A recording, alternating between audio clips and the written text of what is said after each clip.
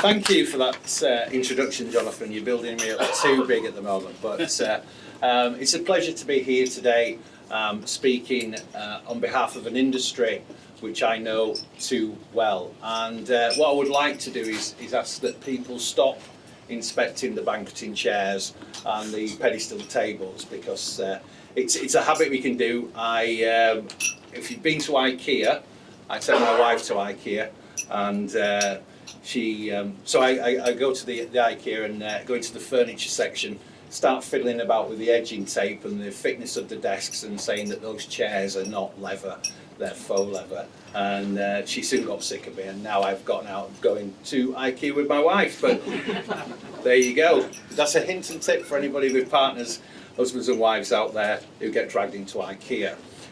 Now, for those of you who don't know me, I actually have come from the furniture industry. I worked for companies including Lee & Plumpton, desking manufacturer. I was poached by a company called Gresham, office furniture, and then I was poached again by a company called Senator. And I don't know if Senator are here today, I know they've been invited. And then I was poached by a medical equipment company because I worked on their healthcare division, and I actually competed against companies like Shackleton's. We've got Sir Anthony Ullman there. So I've gone from a position of Shackleton's are based in my constituency. I've gone from the position of actually trying to put him out of business, and now I'm back to supporting him and keeping him in business as his local MP. Now, I did want to talk about furniture today, and I know you've heard the speeches from Jane and Paul, but I think, and if it's all right with you, I might just go off script a little bit. I did want to talk about what's going on in Parliament at the moment. But if you're not interested in hearing that, that's fine. I will talk about furniture. So you may have heard that we've got a bit of a contest at the moment. The last speech I did, which was last week, I did a speech at FIRA. The Prime Minister had just resigned, and now we are here in the thick of a leadership contest.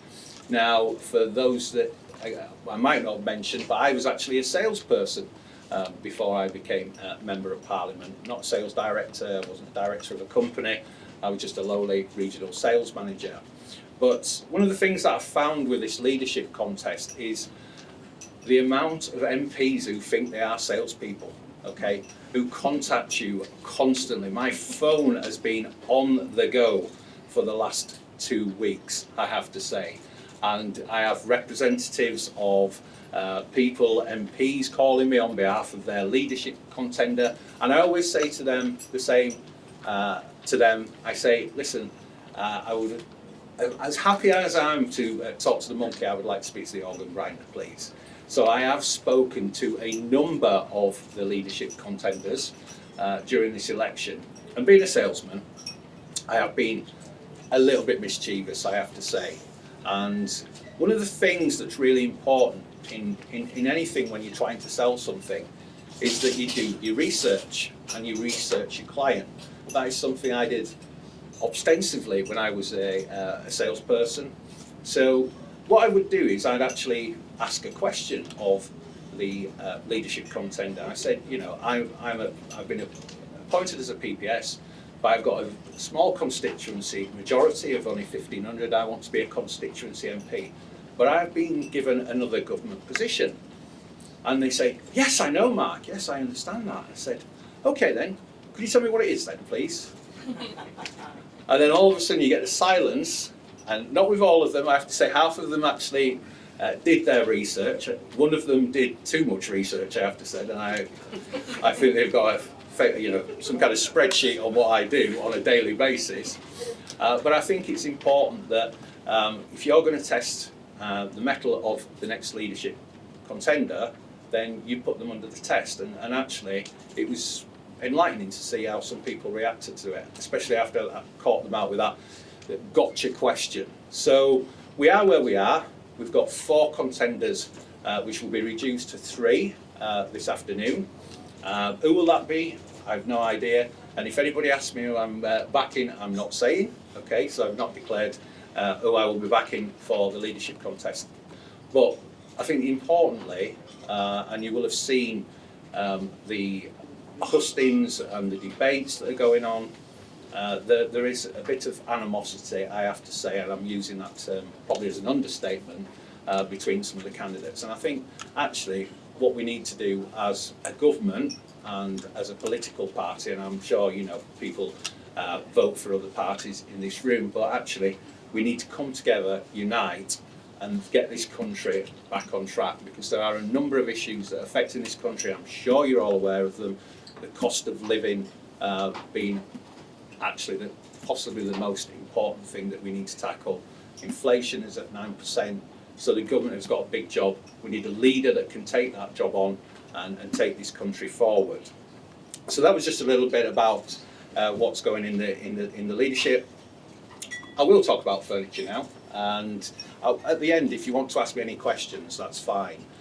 So as I say, my background is furniture industry, and I know the challenges that are facing this industry, especially after we've had an unprecedented pandemic.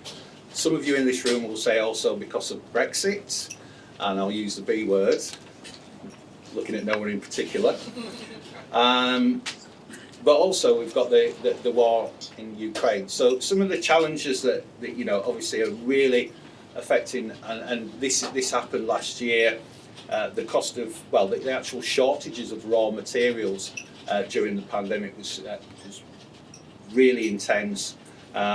Wood, steel, and in particular foam, as we are all aware. And if you are involved in the bedding, the seating industry, the shortage of foam did have a very adverse impact because of the factories in Belgium and Switzerland closing down. Hopefully that situation is now alleviated, and actually we can get back to some kind of normality. And some of you might be concerned about the shortage of skilled labour in the industry. And again, I will talk to, some business owners come to me and say it's because we've left the EU. We have a shortage of workers because we used to get them from Eastern European countries mainly, but from the EU. My sort of view on that is, yes, that might be an issue, but actually, we have a responsibility as a country to try and promote skilled opportunities for our own people, okay? Which is not to say that we can't get skilled labour coming in. I don't think we should be closing our borders at all. And the way that we do that is to try and improve the actual image of the industry itself to potential trainees, apprenticeships, and employees in the industry. And I think the government can do so much, but I think the industry itself, and this is a message for the BFC, for the British Furniture Confederation, is that actually the industry itself needs to make it more attractive to potential people who want to work in the industry. I've mentioned the cost of living, but another thing that's actually affecting a lot of companies, a lot of businesses, is the cost of energy, particularly if you work in the manufacturing sector. And the energy prices, as we know, have gone sky high recently, and that's been a huge issue. And I've got businesses in my constituency who are coming to me all the time saying, how do we get support from the government on the energy costs? And I appreciate that, and obviously understand the concerns of that.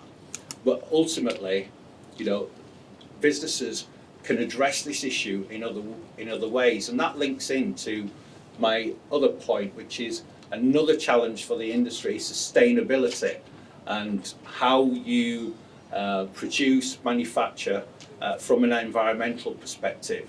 And I think actually there is an opportunity here to reduce energy costs by being more sustainable businesses.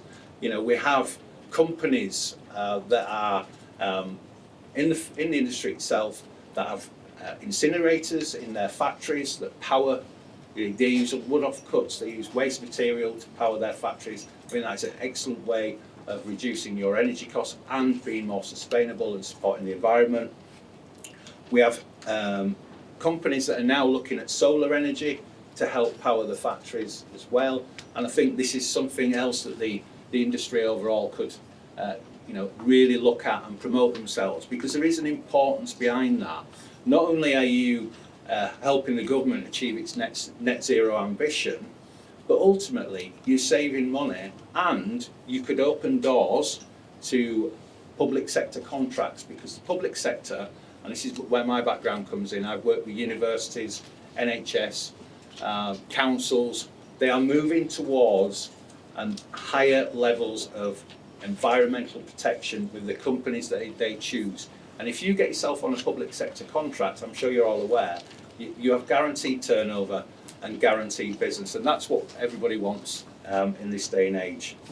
So in terms of my position, I'm really proud to be the chairman of the furniture industry group as someone with a furniture background. It has been said, and I totally disagree with it, that this industry is a cottage industry. Well, it's not. And you know, as the minister said earlier, £28 billion, and okay, it might be made up of smaller companies, but what I would like to do is take the ministers to Clerkenwell, to all the furniture showrooms, and show them what the industry is actually about. So I'm here as a chairman of the furniture industry group to represent you, to help you as much as you can. I will ask you to help yourself at times, but I will go to government if necessary. And you know, really, I want to be backing and fully supporting this industry through what is a very, very challenging time. Thank you very much for listening.